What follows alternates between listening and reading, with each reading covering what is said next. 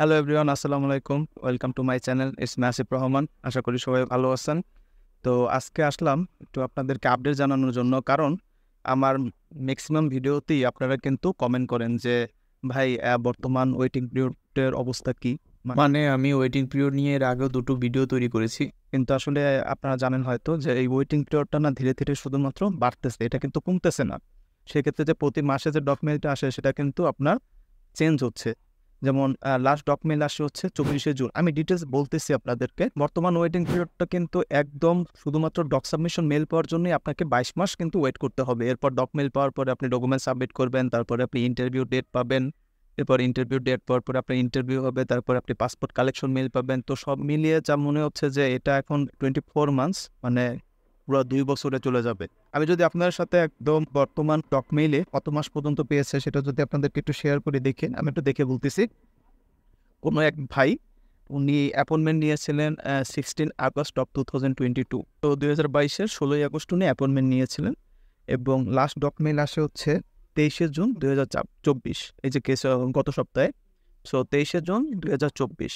তো এই সময় এই 23শে জুনের যে ডক মেইল দেয় সেই ডক সাবমিশন মেইলে ভাইও হচ্ছে মেইল পায়। তো ভাই নিয়েছিল হচ্ছে 16 আগস্ট। এখন আপনারা দেখেন হিসাব করে, এটা কিন্তু যদি 16 আগস্ট 2022-এ নিয়ে থাকে আর 23শে জুন 2024-এ যদি ডকুমেন্ট আসে, তাহলে কিন্তু একদম 22 মাস, শুধুমাত্র ডকুমেন্টের জন্য কিন্তু 22 মাস ওয়েট করতে হলো।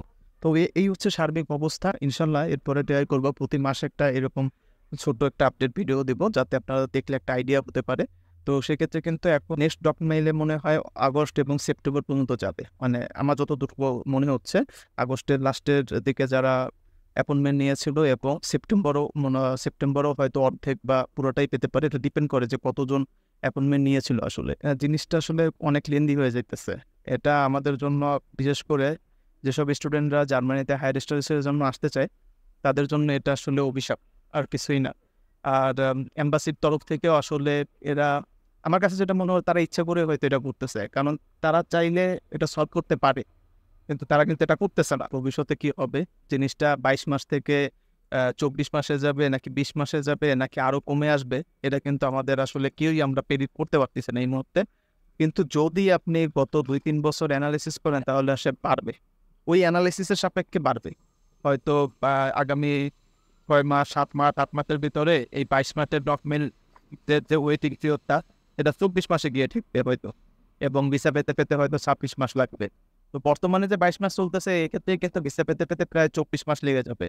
তো আপনারা যারা অ্যাপয়েন্টমেন্ট নেবেন, তারা আসলে এভাবে একটু হিসাব নিকাশ করে নেবেন।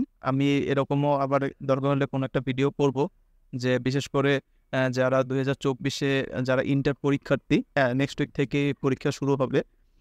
তো তারা অনেকেই কমেন্ট করেন যে আসলে আমরা তো এরকম এসএসসি পরীক্ষার্থী, তো যদি একটা গাইডলাইন দিতেন যে কখন আমাদের অ্যাপয়েন্টমেন্ট নেওয়া উচিত।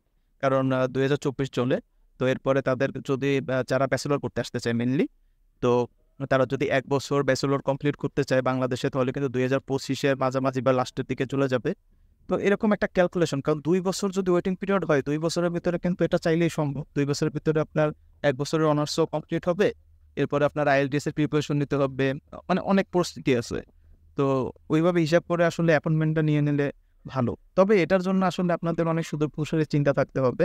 মানে অনেকেই কিন্তু আগে থেকেই লাইট গোলটা সেট করতে পারে না। কারণ কি হয়, ইন্টারের পরে কিন্তু ম্যাক্সিমামই বিভিন্ন পাবলিক বিশ্ববিদ্যালয়ে যে ভর্তি পরীক্ষা হয়, ডাক্তারি, দেন ইঞ্জিনিয়ারিং, তো সেক্ষেত্রে কিন্তু তারা প্রিপারেশন নেয়। কিন্তু আপনারা যদি কেউ একদম ডিটারমাইন্ড থাকেন যে হ্যাঁ, আমি ব্যাচেলর হচ্ছে দেশের বাইরে করবো, সেটা জার্মানি হোক বা কানাডা হোক বা ইউএসএ হোক, যেটাই হোক না কেন, তাহলে কিন্তু সেক্ষেত্রে আপনাদেরকে আগে থেকেই প্ল্যান করে তারপরে আগানো উচিত। যে কোনো একটা সাইডে আসলে আপনাদেরকে যাওয়া উচিত। তাহলে যেটা হবে, আপনাদের জীবনের অনেক সময় হচ্ছে বেঁচে যাবে।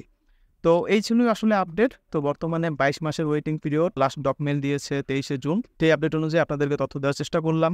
তো আজকের মতো বিদায় নেই। ভালো থাকুন, সুস্থ থাকুন এবং ধৈর্য ধরুন। আল্লাহ হাফেজ।